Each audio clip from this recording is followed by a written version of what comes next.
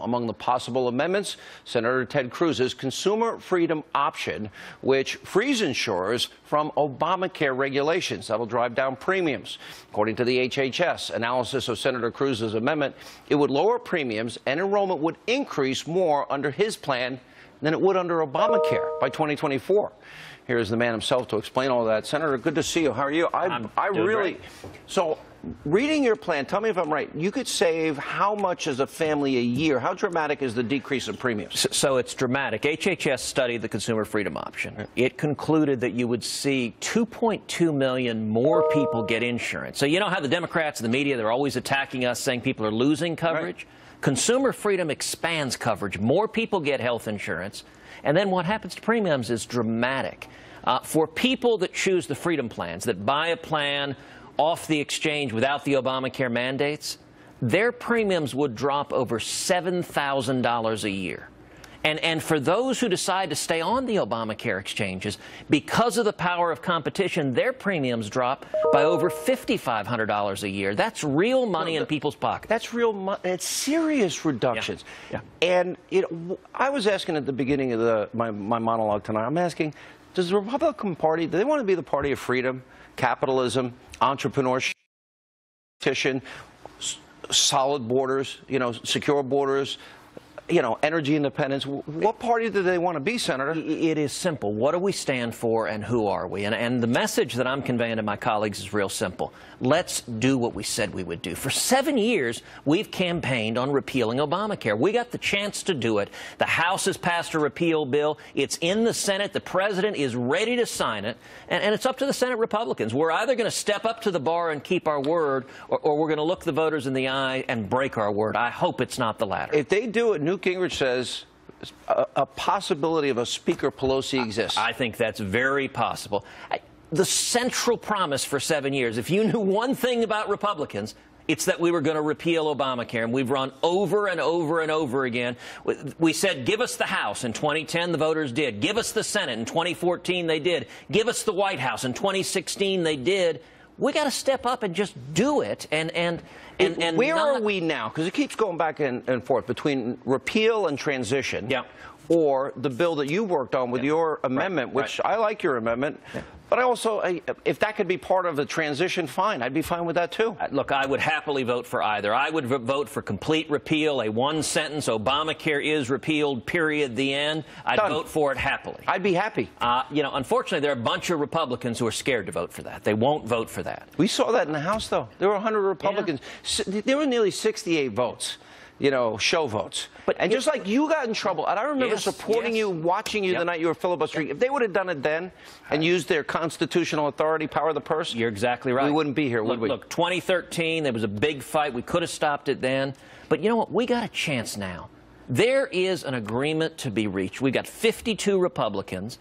And to anyone who's standing up against this, I would just ask you to think, what did you tell the voters the last 8 years? How are you going to look eyes and say, you had a chance to repeal Obamacare, but you said no?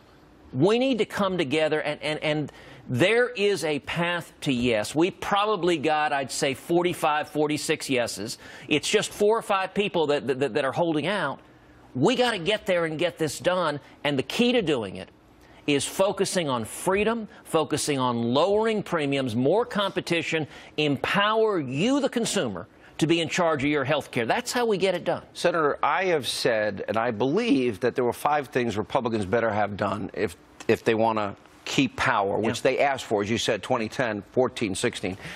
One, the president was able to do it. That was Neil Gorsuch. They got it done in the Senate. All right. Big deal. Biggest thing we've done all year. Obamacare has to be done. It's not an option. Yep. If you don't get it done, they're going to pay a price. Not an option. Okay. The next thing, energy, because it'll create millions of high-paying career jobs. Yeah.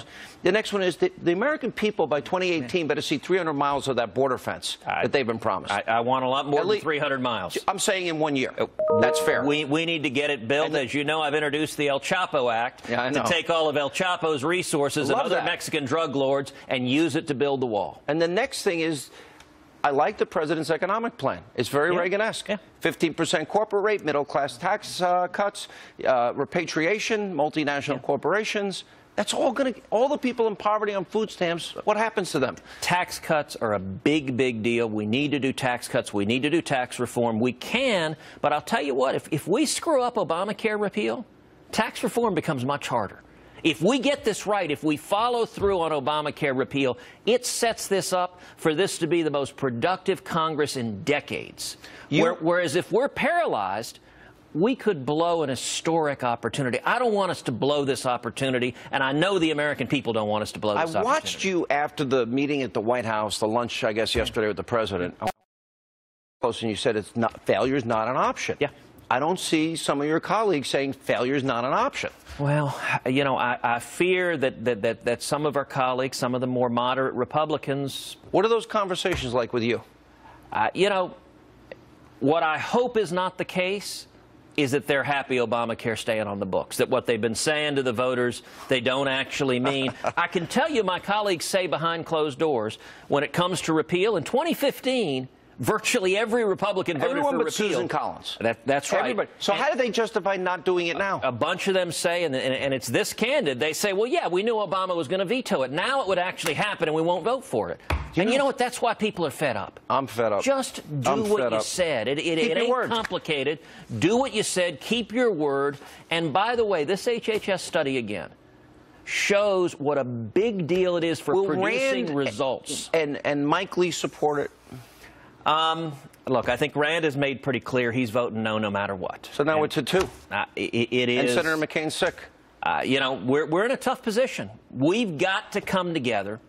And I think the way you bring together conservatives and moderates and leadership in the White House, which I'm trying to do, focus on lowering premiums. If we're sitting here and people's premiums have gone down $5,000, $6,000, $7,000 a year, that's a win for everyone. It's a win for moderates, for conservatives. Every American deserves and needs that desperately. And by the way, that's also how we grow our Senate majority. I'm shaking your hand. Yeah, I agreed. Yes. You could win 6 seats or more. Exactly. Results. Keep your word.